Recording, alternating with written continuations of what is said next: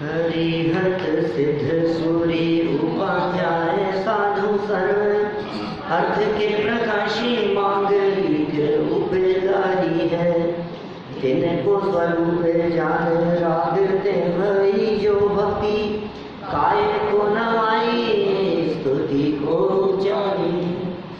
धन्य धन्य दिन हिते काज सब राज भय कर जोड़े बारे बारे वंदना हमारी है। मंगल कल्याण सुख ऐसो हम चाहते हैं। ओ मेरी ऐसी दशा जैसी तुम धारी है। ओ मेरी ऐसी दशा जैसी तुम धारी है। ओ मेरी ऐसी दशा जैसी तुम धारी है।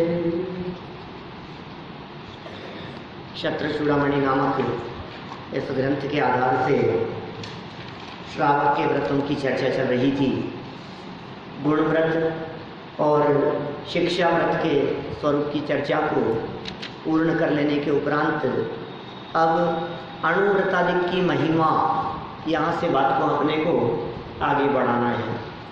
देखिए, अब मुझे लगता है कहानी आगे बढ़ने का समय आ गया है। पेज नंबर है 329।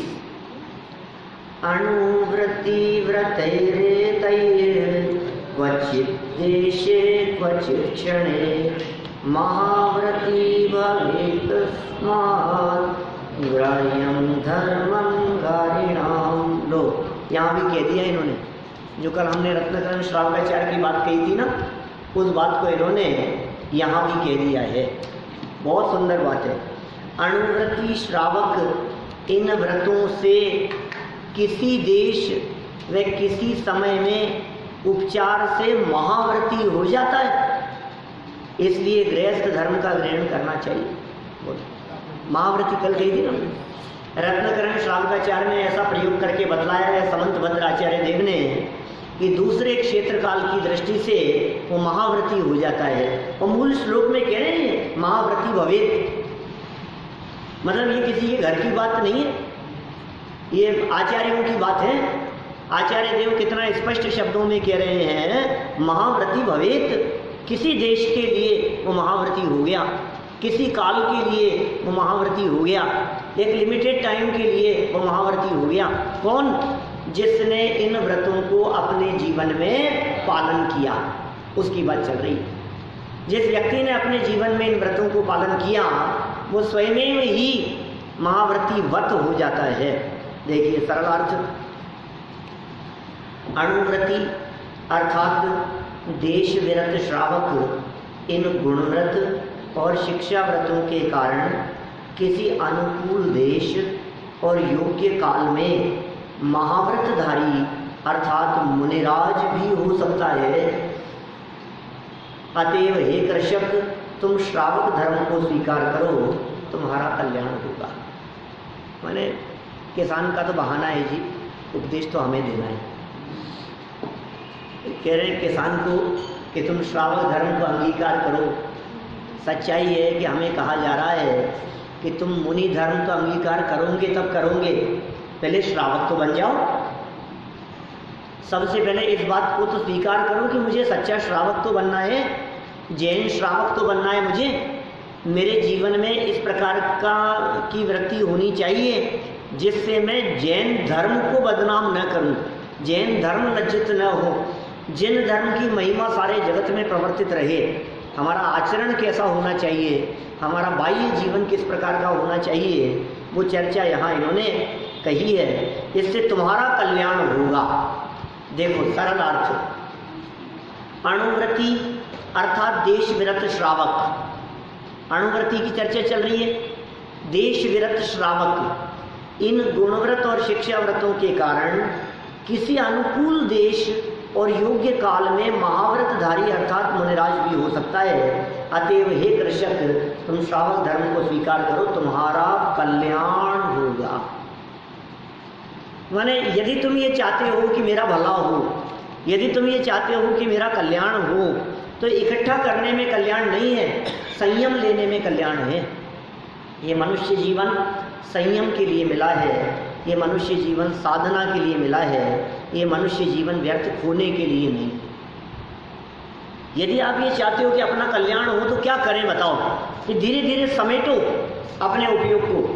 बाहर से सिमटोगे तो अंदर प्रवृत्ति होगी, माने अंदर प्रवृत्ति का हेतु है बाहर से सिमटना। जो व्यक्ति जितना बाहर में उलझा रहेगा उसके उतने कम चांस हैं। मैं आपसे पूछता हूँ, बड़े बड़े पदों पर रहने वाले लोग, उनको कहो कि तुम आकर के स्वाध्याय करो, बोलो संभव? कैसे आए बेचारे? वो उलझे उन कामों में जिसके माथे पर जवाबदारी बहुत है, जिसके माथे पर जिम्मेदारी बहुत है, जिसने अपने माथे पर बहुत काम ओढ़ रखे हैं, उसको चांस नहीं है कि ये बातें समझ में आ सके।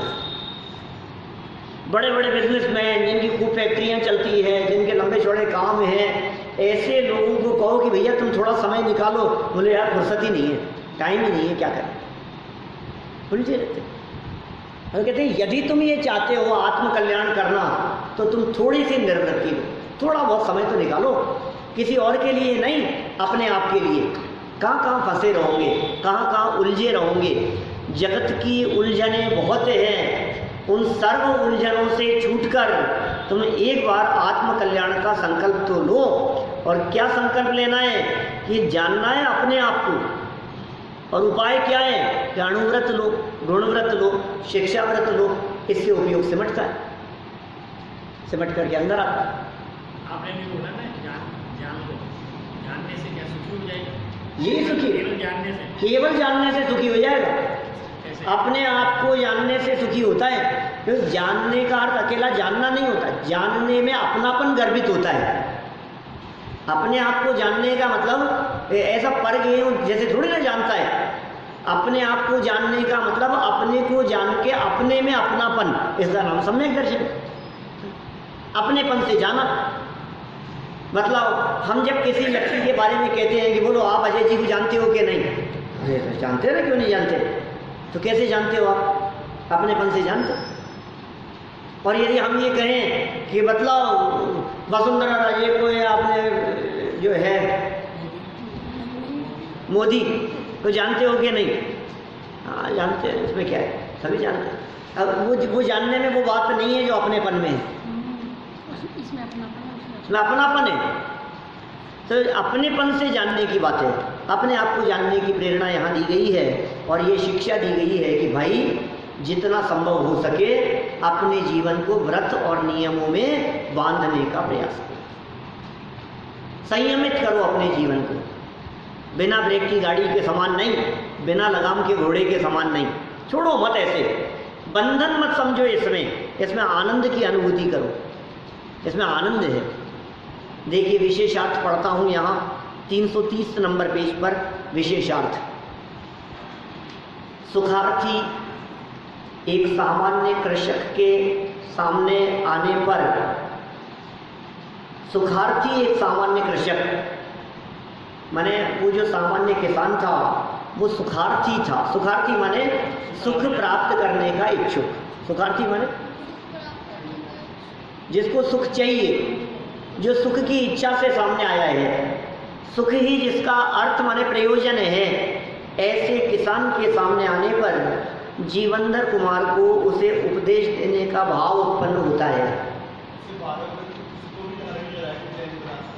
हाँ, 12 व्रतों को धारण करके, और 12 व्रत तो इन्होंने कहे, 12 व्रतों के पहले अष्ट मूल गुण कहे थे।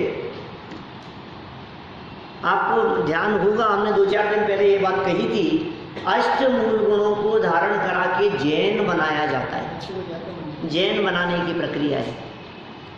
आप थे क्या उस दिन? उन्होंने कहा 40 दिन के हो जाने पर बच्चे को मंदिर लाते हैं और अष्ट मूल गुण धारण करा के जैन बनाते हैं। ये जैन बनाने की प्रक्रिया है।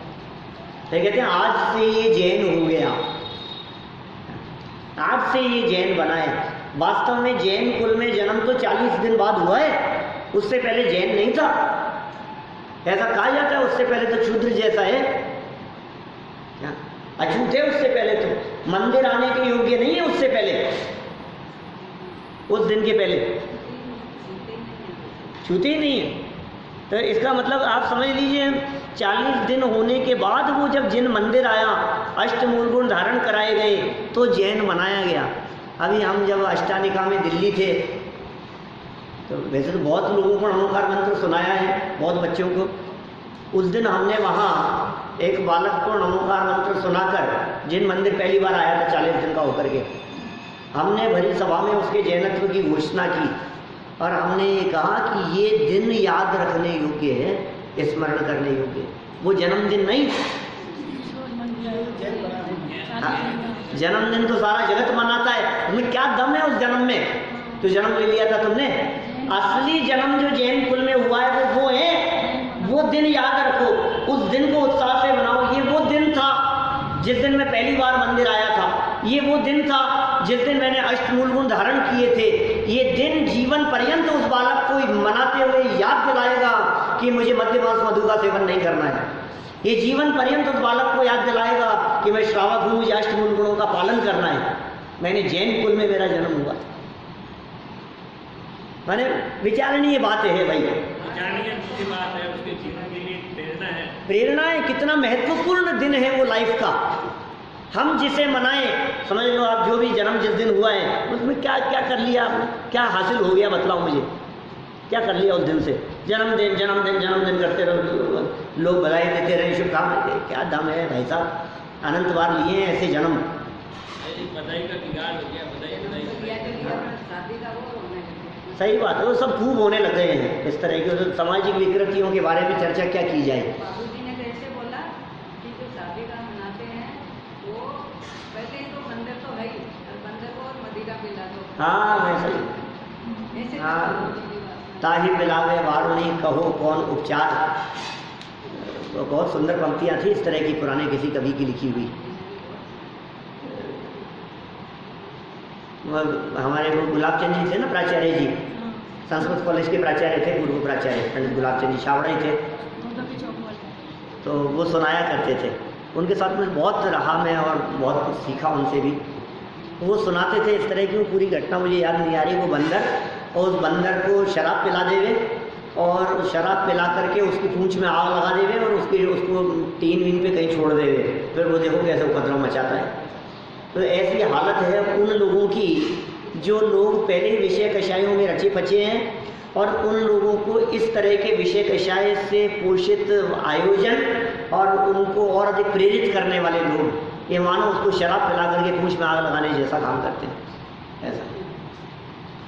और वो तो है ही जैन शतक की पंक्तियाँ, वो भूधरदास जी की, भूधरदास जी का है ना जैन शतक, तापर और रचे रस काव्य का कही है तिनकी निठुराई, अंध असुजन की अखियन में झोंकत है रज राम दुहाई।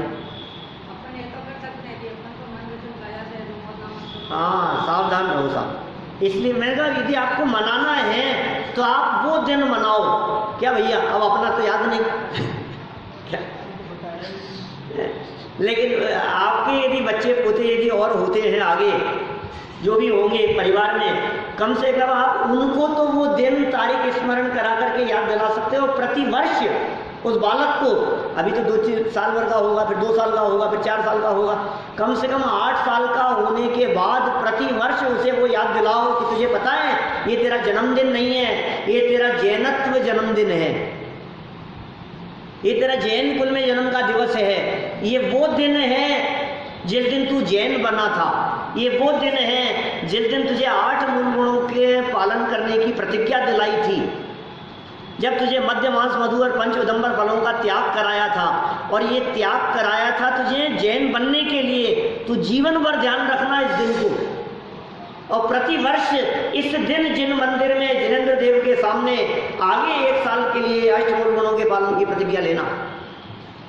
जब जैन बनाया था तब तो 8 वर्ष की उम्र तक के लिए प्रतिज्ञा कराई थी, इतनी थी, इससे ज़्यादा नहीं कराते जीवन भर के लिए। जब मंदिर में लाकर नमोकार मंत्र सुनाते हैं तो 8 वर्ष तक की उम्र के उसके रोजाना देव दर्शन के, अष्टमूल गुणों के पालन करने के, मद्य मांस मधु के त्याग के, ये सब जो नियम दिलाए हैं ये माता पिता की साक्षी में दिलाते हैं कि 8 वर्ष की उम्र तक माता पिता की जिम्मेदारी है, वो रोज लेकर के आए। खिलाएं। बच्चा क्या करेगा? वो तो जन्म का 40 दिन का बालक, वो तो क्या करता है, वो कुछ समझता नहीं है। लेकिन उसके इन नियमों का पालन कराने की जवाबदारी माता पिता की है 8 वर्ष की उम्र तक। फिर 8 वर्ष की उम्र के बाद जब वो 8 वर्ष का हो जावे तो माता पिता की जिम्मेदारी है उसी दिन वापस मंदिर आकर के उसे वो समझाएं, 8 मूल गुणों का स्वरूप समझाएं और फिर उसे विधि पूर्वक वापस प्रतिज्ञा दिलाएं कि बेटा तेरे 8 वर्ष पूरे हो गए, 8 वर्ष तक हमने बहुत दृढ़ता से इन बातों को निभाया, अब तू स्कूल जाएगा, अब तू पढ़ने के लिए जाएगा, अब तू विद्यालयों के अंदर पढ़ने के लिए जाएगा, वहाँ तेरे यार दोस्त होंगे, वहाँ कभी कोई चीज़ लेकर के आएंगे तो तुझे ध्यान रखना है कि मेरे इन चीज़ों के त्याग है। ये उसको प्रेरणा दी जाए प्रतिवर्ष।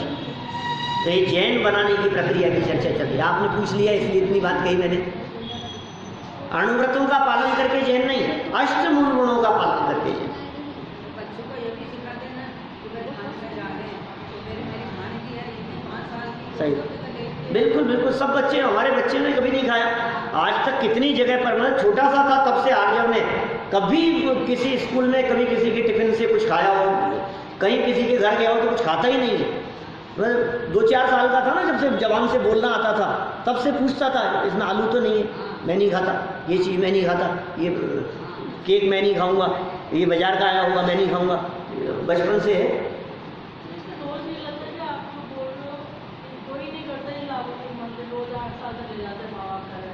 अब नहीं करते तो दोष किधर? हम तो कह रहे हैं, तो हमारी जवाबदारी है लोगों को सावधान करने की, इसलिए हम कह रहे हैं।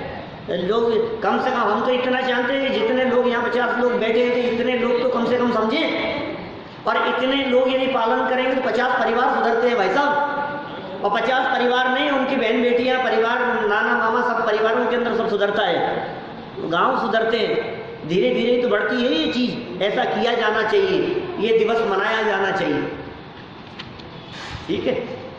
विशेषार्थ देखो, अपन तो बात आगे बढ़ाते हैं अपनी। सुखार्थी एक सामान्य कृषक के सामने आने पर जीवनधर कुमार को उसे उपदेश देने का भाव उत्पन्न होता है। इस घटना से हम निर्णय कर सकते हैं कि जिसकी भली होनहार होती है तथा जिसे तत्व धर्म सुनने समझने का समय आ जाता है उसे समझाने वाला सहज ही मिल जाता है। देखो क्या सिद्धांत निकाले भाई साहब। अपने आप ही जब पलटने का समय आता है ना, जब सुधरने का समय आता है, जब समझने का काल पक जाता है, तो पता नहीं किस व्यक्ति के द्वारा कही गई कौन सी बात हमें लग जाती है कि नहीं यार मुझे ये काम करना है, किसी और के लिए नहीं, अपने आप के लिए करना है। यदि आज भी आपको ऐसा लगता हो कि हम मंदिर इनकी वजह से आते हैं, हम मंदिर इनकी वजह से आते हैं, इन्होंने कह दिया इसलिए आ रहे हैं, इनका निर्णय था, अब हम तो ठीक है चले जाते हैं, तो काम नहीं होगा। आपको यदि ये लगता हो कि मैं अपने आप के लिए आता हूँ, आपको यदि ये लगता हो कि मैं किसी और के लिए नहीं, अपने कल्याण के लिए, अपने भले के लिए, इससे तो मेरा ही भला होता हुआ बाधित होता है, तो समझ लेना भली होना है। तो समझ लेना दिव्य जी बहुत भाग्यशाली है। करोड़ों की संपदा आपके पास में आ जाए तो भी कहें अभागा है, और रोजाना जिन मंदिर सुनने के लिए आए तो कह रहे हैं आचार्य देव भाग्यशाली है। बोलो, आपके पास करोड़ों अरबों की संपत्ति हो जाए, आस पड़ोस वाले, आपके रिश्तेदार, परिचित आपको भाग्यशाली कहते रहे, लेकिन उनके कहने की क्या वक़्त है। और यहाँ आचार्य देव ये कह रहे हैं कि सुन, तू सुनने के लिए आया है, तू भाग्यशाली है। ये रिटर्न में दे रहे हैं लिख करके, गारंटी से दे रहे हैं। किसकी महिमा है, कौन कहे, महिमा तो उसकी है ना। एक साधारण सड़क चलता व्यक्ति कहे और एक जो खुद वास्तव में मुनिराज हैं, पंच परमेष्ठियों में जो शामिल है, वो बात कहे। बोलो दोनों में से किसकी महिमा ज़्यादा है? पंच परमेष्ठी कह रहे हैं भाई, मुनिराज कह रहे हैं, आचार्य कह रहे हैं, वीतरागी संत कह रहे हैं। कहने वाले कौन है, उससे महिमा होती है। जीवनधर कुमार कह रहे हैं और आचार्य देव कह रहे हैं। वास्तव में तो जीवनधर कुमार के मुख से आचार्य देव ने कहलवाया है। तो ऐसा थोड़ा प्रथमानुयोग के संदर्भ में बहुत सुंदर बातें मोक्ष मार्ग प्रकाशक के 8वें अध्याय में लिखी टोडरमल साहब ने। उसमें उन्होंने कहा कि प्रथमानुयोग की शैली इस प्रकार की होती है जिसके माध्यम से आचार्य देव अपने द्वारा कहे जाने वाले शिष्यों के वचनों को वो किसी भी पात्र के मुंह में रख देते। जीवनधर कुमार से किसान मिला होगा और जीवनधर कुमार ने उसको यही बातें कही होगी, क्या पता क्या कहा था, क्या पता वाक्य क्या थे, क्या पता किस शैली में समझाया था, ठीक है ना। लेकिन यहाँ आचार्य देव ये शब्द कहकर के हमें उपदेश देना चाहते हैं कि तुम इन बातों का पालन करो। ये सारी बातें अपने लिए है भाई साहब, अपने कल्याण के लिए है। कितनी सुंदर बातें कह रहे, भली होनार का मतलब समझते हो?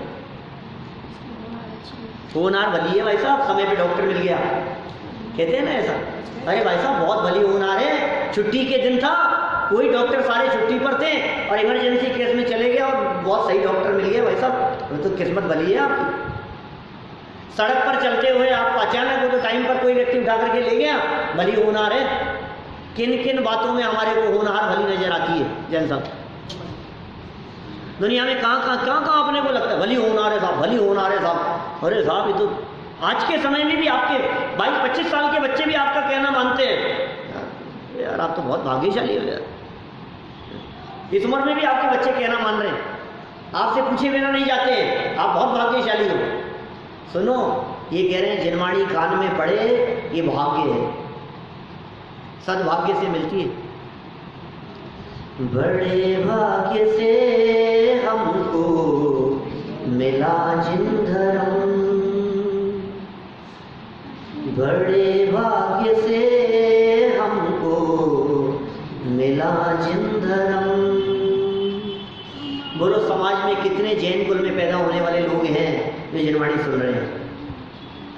कितने लोग ऐसे हैं जैन कुल में पैदा होने वाले जिन्हें इन बातों की खबर है, जिनके हृदय में रुचि है, समझने की रुचि है, तो अवसर नहीं है, अवसर तो आते नहीं है, कौन आए कौन जाए, पाँव नहीं पड़ते हैं, शुरू नहीं किया, हाँ करेंगे परमात्मा चला जाता है, जीवन पूरा हो जाता है, खत्म हो जाता है। बहुत कठिन है भाई साहब सारे योग मिलना, हमें महाभाग्य से मिल गए हैं। ये कह रहे हैं बड़ा भाग्यशाली है तू। टोडरमल जी ने लिखा मोक्ष मार्ग प्रकाशक पेज नंबर 17 पर, 17 नंबर पेज पर इस तरह की बात लिखी उन्होंने। भली होनहार है जिसकी, जिसे ऐसा विचार आता है कि मैं कौन हूं। क्या है? जिसे ऐसा विचार मात्र भी आ गया ना मुझे मंदिर जाना है, और यार बहुत भाग्यशाली है। जिसे ऐसा विचार आ गया कि मुझे प्रवचन सुनना है, विचार मात्र के अंदर कह रहे हैं भाग्यशाली है। और जिसे ऐसे विचार आते हैं मुझे बिजनेस दिन दुगना रात चौगुना बढ़ाना है, तो भागा है। बाबूजी ने तो एक बार बताया सुख कि देव आए तो बात की बरस गई, और जो सुनने वाले हैं वो इस तरह कर रहे हैं, पार्टी को तो सर मतलब रेडियो ऐसा ही है। ये तो ये जो चीज़ मिल गई है ना, इस भाग्यशालियों को ही मिलती है, नहीं मिलती भाई साहब सबको। चलो देखो क्या कह रहे हैं यहाँ, समझने का समय आ जाता है, उसे समझाने वाला सहज ही मिल जाता है। क्या करो, कितने उदाहरण है अपने सामने। शांतिनाथ स्वामी जैसों का कोई उदाहरण,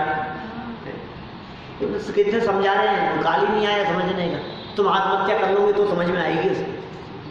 अब क्या करो, पिताजी कह करके मर जाएं, बेटा देख मंदिर आया, बेटा देख सुन ले, वो सुने नहीं कभी भी, और पिताजी चल बसे और अब याद आती है हमारे को, नहीं यार काम तो ये करना है, काम तो ये करना है। अब वो बात याद कर रहे हैं, पुरानी बात। माने यहाँ ये कहना चाह रहे हैं समझाने से नहीं समझता, अपनी समझ से समझता है। दूसरे के समझाने से नहीं समझ रहा है, अपनी समझ से समझ रहा है। अपनी पात्रता, अंदर की योग्यता हो तो काम होता है। सुनने वाला तैयार हो तो सुनाने वाला नहीं मिलेगा। लो ये बात हो ही नहीं सकती। सुनने वाला तैयार बैठा है, पात्रता है अंदर में, और ये कहे कि साहब सुनाने वाला नहीं मिल रहा, मैं क्या करूं, होता ही नहीं है। तेरी अंदर में भावना होगी तो निश्चित रूप से तुझे सुनाने वाला मिलेगा। कहाँ से निमित्त उतर के आएंगे? तू सीखना चाहेगा तो कहीं से भी आएंगे। 2 मुनिराज आ गए उतरते हुए आकाश मार्ग से, किसको समझाने के लिए? किसको बेटा? साध्य किसको समझाने आए थे?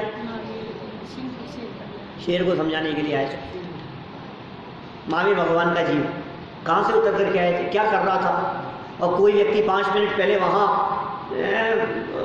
फोटोग्राफी करने के लिए आया हुआ हो जानवरों की, है और रिकॉर्डिंग कर रहा हूँ और देख रहा हूँ, बोलो क्या कहेगा? तो कितना क्रूर है भाई साहब ये शेर, किसको क्या पता है अंदर में जग रही है क्या, खाते हुए भी उसके अंदर में ये लग रही है या शांति नहीं मिल रही है। बोलो कुछ ना कुछ तो होगी बात जिसने अट्रैक्ट किया दो मुनिराजों को वहाँ, कुछ तो बात होगी इस तरह की। देखते चकित रह गए कि आगे से नहीं। तो गजब की घटना है। देखो खैर क्या कह रहे हैं, ऐसा नहीं हो सकता कि सुनाने वाले तैयार हो, सुनने वाले तैयार हो और सुनाने वाला नहीं मिले, यह बात हो ही नहीं सकती। विशिष्ट कार्य के लिए उपादान तैयार हो तो निमित्त मिल ही जाता है, उपादान की योग्यता हो तो निमित्त मिलते ही है। अतः निमित्त खोजने की आकुलता करना समझदारी का काम नहीं है। क्या ये कोई सोचे कि नहीं नहीं साहब ये होगा तो होगा, समझाने वाले अब देखो अभी संजीव जी आएंगे ना तो ही आएंगे, हम तो नहीं आते नहीं तो क्या, तो भाई साहब काम नहीं चलेगा। इसका मतलब आपने ये व्यक्ति से प्रभावित हो गए, आप तत्व से प्रभावित नहीं है। आपको यदि ऐसा लगता है कि समझाने वाले ये हो, ये आए तो काम चले, ये पढ़ाएं तो काम चले, नहीं नहीं साहब हमारे तो, अरे नहीं भाई कोई भी हो, लेकिन छोटा से छोटा बालक भी हो, अभी यहाँ से छोटे बच्चे को भी बिठा देवे ना यहाँ कि आज तुझे बताना है, तो उसी उत्साह से सुनना दो द्रव्यों की स्वतंत्रता की बात, तब तो समझना कि अंदर में पात्रता है, नहीं तो समझ लेना कि फिर तो आप मेरे को शक्ल दिखाने के लिए आते हो। क्या उनका फ़ोन आ जाएगा, वो भी क्या सोचेंगे, आजकल आ नहीं रहे हैं, तो फिर तो आप देखा देखी में आ रहे हो, फिर आपको धर्म नहीं करना है, फिर तो प्रदर्शन मात्र रह गया है। ये प्रदर्शन नहीं हो, माने असली चीज़ की यार हमें करना है ना, हमें दूसरे से क्या मतलब है कि नहीं नहीं आजकल वो पूजा में क्यों नहीं आ रहे, कि नहीं वो विजय अंकल नहीं आ रहे ना, कि इसलिए मज़ा नहीं आ रहा। ये क्या बात कर रहे हो, आके तो देखो कैसे नहीं आ रहा मज़ा, तुम खुद नहीं सोच लिया कि नहीं आ रहा है, आ रहा है भाई साहब, वैसा ही मज़ा आ रहा है। तो मज़ा तो पूजन से आएगा ना। अच्छा पहले मतलब आपको मज़ा जिन वचनों से आता है कि सुनाने वाले से आता है, ये यही तुलना हो गई अपने आप की। आपको जो आनंद आ रहा है वो आनंद इसका आनंद है कि व्यक्ति का आनंद है। यदि इसका आनंद है तो फिर नहीं साहब फिर भी फर्क तो पड़ता ही है साहब, सुनाने का फर्क तो पड़ता ही है, सुनाने वाले का फर्क तो पड़ता ही है। तुम फर्क ही देखते रहना, तुम तत्व मत देखना। पढ़ने से सीख गए बहुत लोग। हाँ बिल्कुल। देखो ये प्रवचन सार 16वीं गाथा की टीका का भावार्थ लिखा है यहाँ। ये जो पैराग्राफ हमने विशेषार्थ में पढ़ा है ये बातें प्रवचन सार ग्रंथ की है। प्रवचन सार ग्रंथ की 16वीं गाथा बताओ किसको याद है? 16वीं गाथा कौन सी है? स्वयंभू। अभिन्न षटकारकों की चर्चा है, ये स्वयंभू वाली गाथा है। ध्यान था क्या? ऐसे नहीं पूछ रहा हूँ, पढ़ाया है इसलिए पूछ रहा हूँ। कृषक द्वारा व्रतों का स्वीकार कर लो भैया, अब स्वीकार कर लो। 330 पेज 29 नंबर श्लोक देखो। इत्युक्त प्रत्यग्रहणाच सधर्मं गृहमेधिनां कदा कीदृशो न स्यात् भाग्ये सति पचेर्निमे।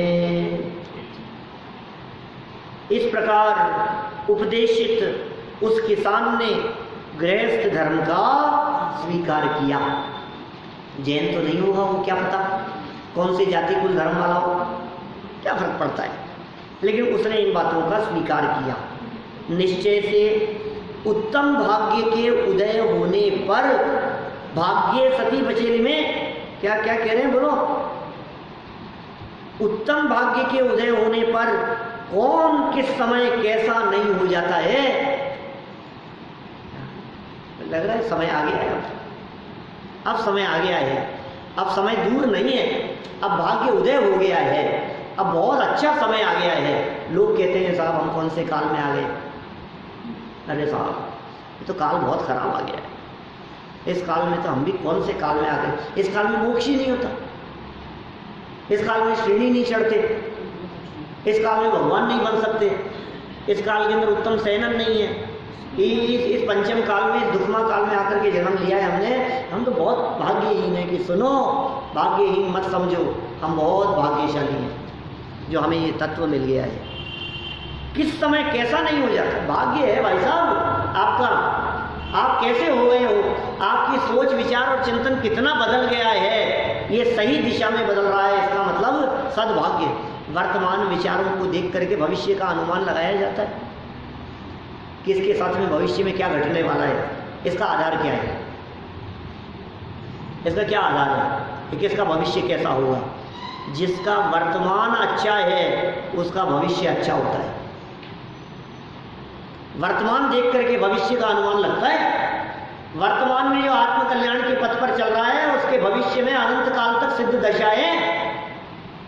आप जानते हैं, आप जिस भविष्य के पीछे भाग रहे हैं उस भविष्य को पहचानते नहीं हैं आप कौन से भविष्य के पीछे भाग रहे हैं आपको अंदाजा नहीं है। भविष्य कौन सा, भाग्य भाग्य भविष्य कौन सा भविष्य, ये सड़ा गला आंख नाक से दिखेगा नहीं, नाला बहता रहेगा, कानों पे ताला लगा हुआ होगा, चला फिरा नहीं आएगा, उठे बैठे भगवान याद आएंगे तुम्हारे को।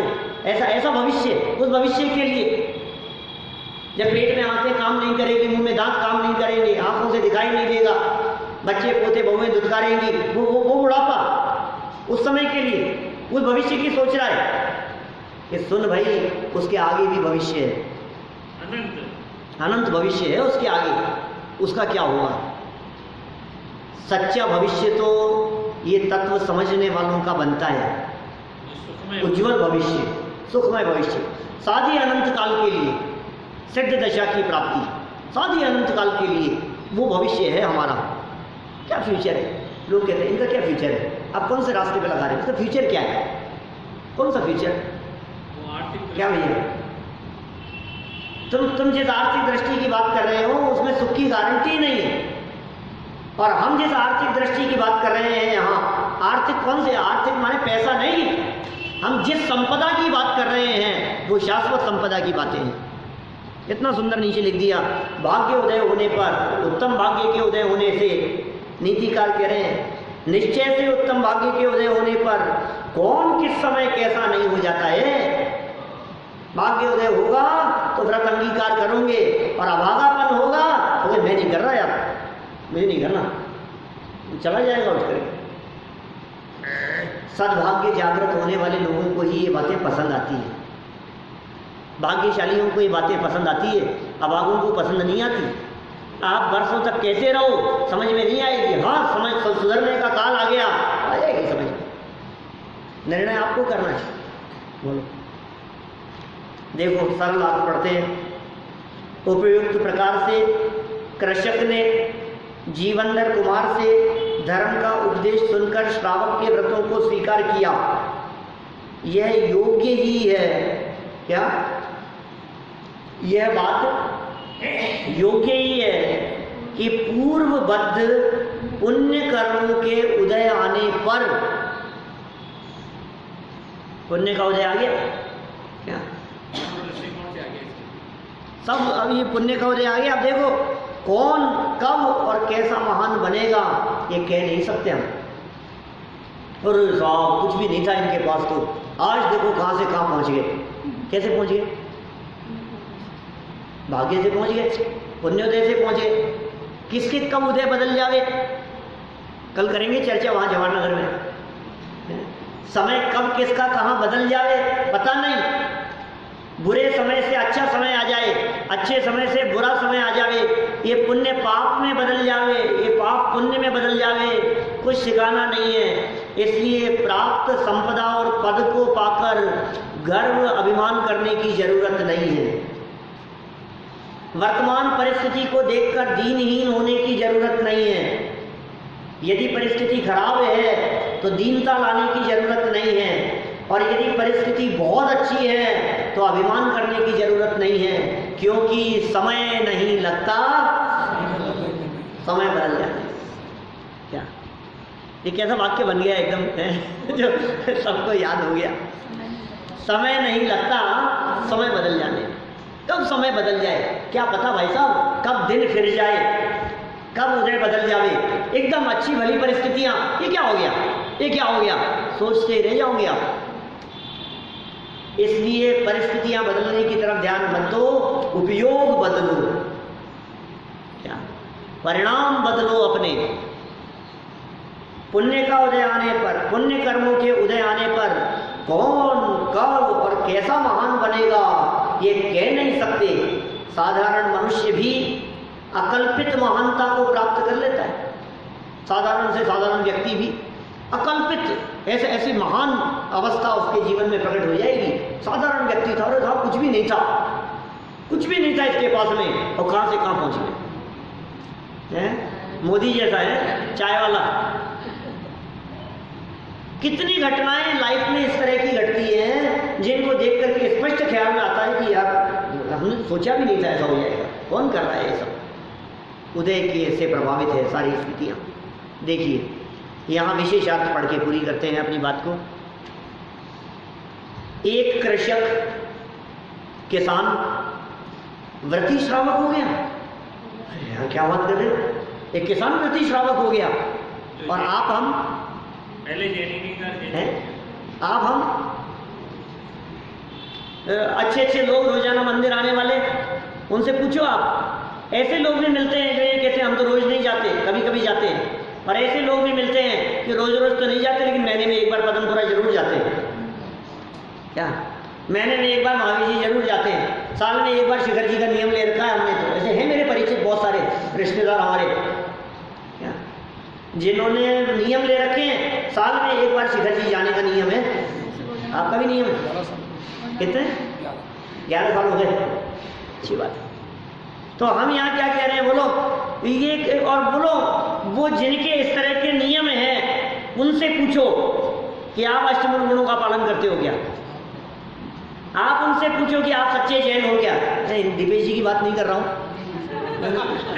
ये तो रोजाना आते भी हैं, सुनते भी हैं, समझते भी हैं, लेकिन उन लोगों की बात कर रहा हूँ जिनके कोरे नियम हैं। ऐसे लोग हैं ना दुनिया में जिन्होंने कोरे नियम ले रखे हैं, बस खाली जाते हैं, धूप लगाते हैं और कुछ मेहनत मांग जाते हैं वहाँ जाकर के, और बस भगवान का आशीर्वाद मिल जाए आपका, हे भगवान ये काम हो जाए हमारा, बस इतने साल से आ रहा हूँ आपके पास में रोजाना।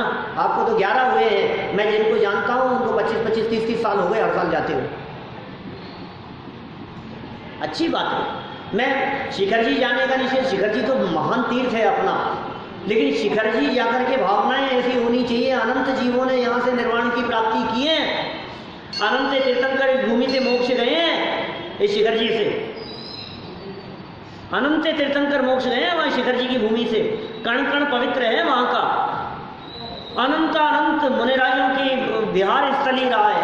अनंत अनंत तीर्थंकरों मुनिराजों की मोक्ष स्थली रहा है वो। उस जगह पर भरत क्षेत्र के सर्वाधिक सिद्ध सिद्धालय में विराजमान है। उस जगह से ऊपर देखो तो कितनी महिमा है उस क्षेत्र की। लेकिन भाई ये महिमा आनी चाहिए, सिद्धों की महिमा पूर्वक सिद्ध स्वरूप की महिमा आनी चाहिए, तब तो सार्थकता है। और चक्कर लगा करके आओ, थक गए, परेशान हो गए, अब नहीं होता है, ये नहीं होने जैन कौन है? कितने लोग ऐसे हैं? एक अव्रती व्रती हो गया, एक किसान व्रती हो गया, व्रती श्रावक हो गया, एक अजैन मनुष्य जैन ही नहीं व्रती जैन हो गया। ये कैसा जैन धर्म है बताओ? एक पशु जैन हो जाता है, एक मेंढक भावना से चलता जा रहा है। बोलो कौन जाने ये कब पहुंचेगा वहां? अरे घंटों नहीं लगेंगे, दिन नहीं लगेंगे इसको वहां तक पहुंचने में, सेकंडों में पहुंचने वाला है।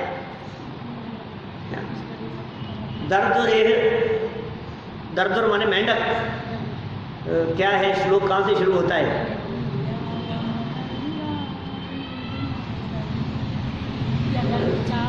यदर्चा भावेन प्रमुदित मनाधर दुर्इह क्षणादासीत स्वर्गी गुण गुण समृद्ध सुख निधि लभन्ते सद्भक्ता शिव सुख समाजम किमुतदा महावीर स्वामी नयन पथगामी भवतुन।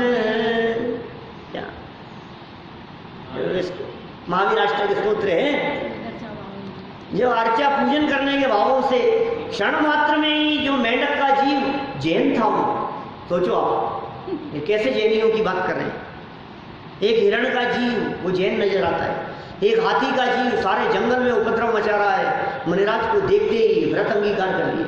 ये शेर का जीव ये जैन हो गया, ये सच्चा जैन हो गया, ये भाव से जैन हो गया।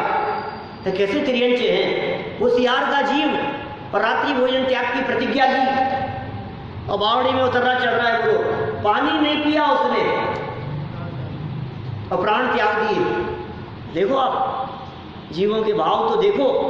और यहाँ जैन कुल में पैदा हुए, वो जैन कौन होते हैं? व्रतों का तो ठिकाना ही नहीं है, जैनत्व के आचरण का ठिकाना नहीं है। ये कह रहे हैं एक अजैन मनुष्य जैन ही नहीं व्रती जैन हो गया। क्या सुंदर वाक्य है यार। उठा के देखो तीर्थंकरों को, उठा के देखो मुनिराजों को, उठा के देखो मुनि परंपरा को, उठा के देखो पुराने विद्वानों को, तो आपको नजर आएंगे कितने लोगों ने जैन कुल में जन्म नहीं लिया लेकिन जैन धर्म अंगीकार किया, जैन धर्म स्वीकार किया। अनगिनती लोग हैं ऐसे जो आपके जैन कुल को स्वीकार करने वाले हैं। उनमें वर्णी जी जैसे मान लो आप, ऐसे ऐसे लोग जैन कुल में पैदा नहीं होने वाले लोग जिन्होंने जैन कुल में सारा जैन हो गए, वो जैन धर्म उन्होंने अंगीकार और स्वीकार किया। प्रत्येक आत्मा स्वभाव से तो भगवान है ही, वह पुरुषार्थ पूर्वक पर्याय में भी सिद्ध अवस्था प्रकट करने की पर्यायगत योग्यता भी प्राप्त कर सकता है। प्रत्येक आत्मा भगवान है, हर आत्मा भगवान है। हर आत्मा में देखो भगवान बस रहा है, भगवान बस रहा है, हर आत्मा में भगवान बस रहा है। सब स्वभाव से भगवान है, सब स्वभाव से परमात्मा है। पुरुषार्थ पूर्वक पर्याय में सिद्ध अवस्था प्रकट करने की पर्यायगत योग्यता भी प्राप्त कर सकता है। ये पर्यायगत योग्यता भी हो सकती है आपने उस सिद्ध अवस्था को प्राप्त करने की। जहाँ ऐसी अलौकिक योग्यता प्रत्येक जीव में है तो सामान्य कृषक का व्रती श्रावक होने में विशेष आश्चर्य नहीं होना चाहिए। लो, तो बहुत बड़ा काम थोड़ी ना हो गया, उसने व्रत ले लिए। तो जब मेंढक ले सकता है, जब हाथी शेर जैसे जीव ले सकते हैं, जब सियार जैसा जीव ले सकता है, तो फिर इसने ले लिए, किसी किसान ने ले लिए, तो फिर बहुत बड़ा आश्चर्य वाली बात नहीं है। अच्छी बात है, बहुत अच्छा है। लेकिन आश्चर्य तो इस बात में लगता है कि जैन कुल में पैदा होने वाला नहीं ले पाता है। आश्चर्य तो इसमें लगता है। देखो भाई, इसलिए सामान्य कृषक का व्रती श्रावक होने में विशेष आश्चर्य नहीं होना चाहिए। सच्चे नहीं है, सारा जनागम इन बातों से भरा पड़ा है।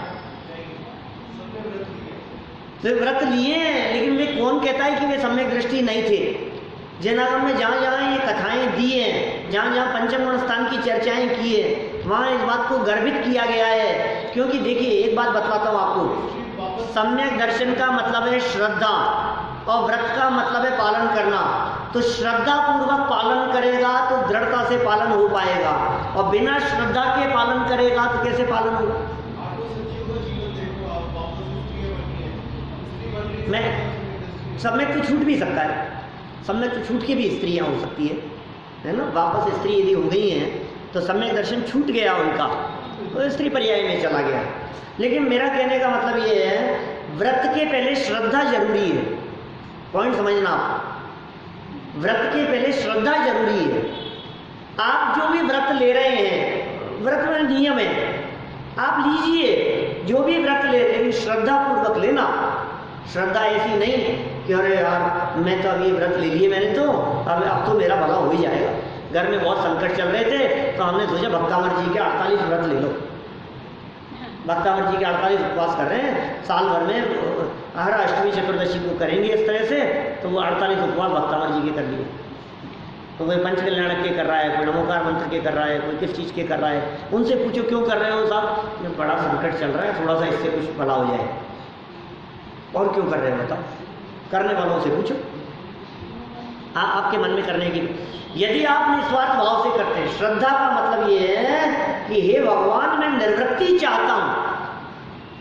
इस व्रत लेने का उद्देश्य ये है कि यदि मैं अष्टमी चतुर्दशी को उपवास करता हूँ ना तो मैं बहुत सारे झंझटों से बच जाता हूँ, मुझे बहुत टाइम मिलता है स्वाध्याय करने के लिए। ये श्रद्धा होनी चाहिए। दिशा गलत है। देखो काम का निषेध नहीं है, क्या सर, जो काम कर रहे हैं वो ही कर रहे हैं, लेकिन दृष्टि बदल गई, सोच बदल गई। यही तो करना है, और क्या करना है। आपने अणुव्रतों का पालन किया, बहुत अच्छी बात है, लेकिन सोच बदल करके क्यों कर रहे हो आप? आपने गुणव्रत लिए, आपने शिक्षाव्रत लिए, लेकिन सोच बदल करके। ये सारी प्रक्रिया सोच बदलने की प्रक्रिया है।